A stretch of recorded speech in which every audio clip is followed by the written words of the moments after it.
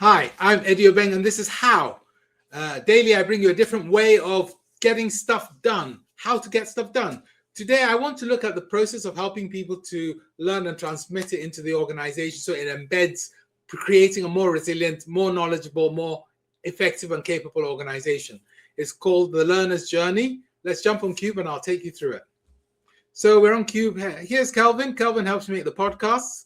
Hi, Kelvin. And look over here. I've forgotten. There's a picture of my friend Mark Casey. Yeah, so I've chosen an old cubicle to work in. As you can see, the sun is always shining on Cube, always does.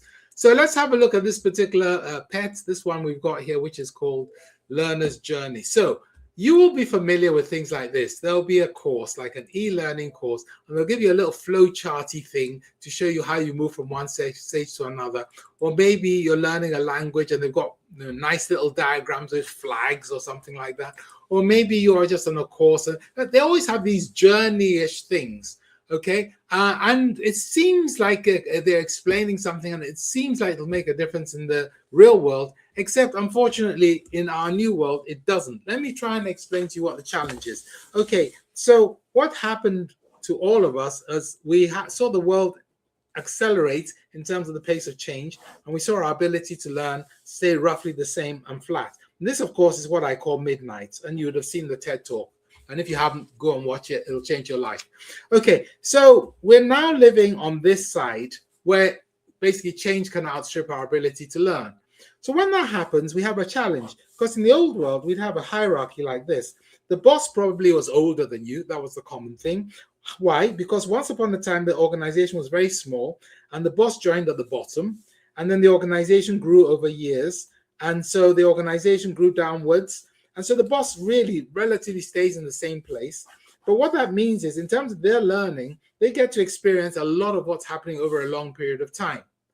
And if you're going to develop people, you decide what level they were, you decide what intervention you wanted to get them through, and you could be quite precise on what you wanted them to learn. And you would send them off as individuals to go and learn new stuff and then bring them back in knowing the organization was stable and that what they brought in with their new learning matched what was already there. If it didn't, then you got this thing called resistance to change, not invented here. You'd have heard things like that. And whenever you got not invented here or resistance to change, what it meant was that all the money you'd spent developing this person, okay, was all completely useless, because guess what? Nobody would take any notice of what they said, and therefore it would disappear. Now we're in a new world over here. We still probably have the hierarchies, but what we know is when we develop people, we want them to come back and we want them to lead internally. We want all the knowledge to permeate throughout the organization. So what we have to focus on, and what we do on Cube, is basically social learning. Yes, we have the primary learner, but we have to make sure that the people around them also learn.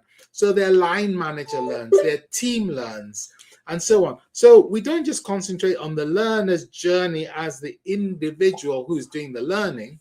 We look at what the journey should be for everyone else.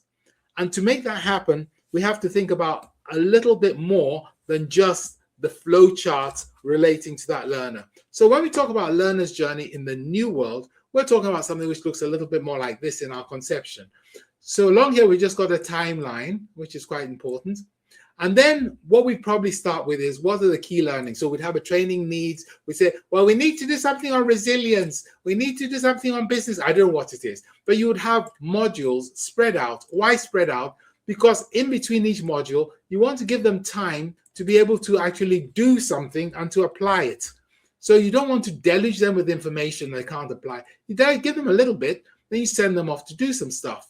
Then you give them a little bit more, then you send them off to do something else. So the backbone design is learn, do, learn, do, learn, do. And that's where things like Cube come in really important, because otherwise they learn, they start doing, they get stuck, they've got no one to turn to, then they don't do it, then they're embarrassed, then the whole thing doesn't work, then they rubbish the course, and it's horrible.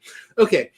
So you might want to also know how they're doing. So you might want to evaluate. So things like learn by sharing, learn by teaching, those are quite useful ways of doing things. Or you might put them into groups and quints so that together they can check each other's work and see how they're doing. Up to you entirely. But you also want a community of learners. And again, quints or the whole big cohort is quite important. So what are you going to do? Are you going to have here like a lunch and learn where everybody comes to show off what they've done? like a learn by teaching or something like that.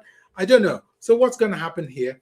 And then you need to think about the external communication. Even before they start, you need to warm up the other people, because remember, it's social learning. So it's not just this person here who's learning, it's also all the people in here. So you might want to not just say to this person, you're going on a course. You might want to say to their line manager and the line manager's colleague and the team members, Fred is going on a course. When he comes back there, and you might be part of it, and he might invite you to come and show him what he's doing in terms of his process and his use of AI, blah. So the communication has to be thought through, because you're not just communicating to get people into a joining note and instruction to get on with work, but you're actually communicating with them because you want social learning to happen, if that makes sense. So this is how you build a learner's journey. You think about what the actual key learner needs to learn. You think about how you're going to engage the wider community. You think about what they're going to have to do and how you're going to bring in their colleagues and so on into the work they're doing. The colleagues might be part of the learning community. They might be their colleagues at work, but you have to think that part through as well. And then you have to have a way of checking whether you're making progress or not.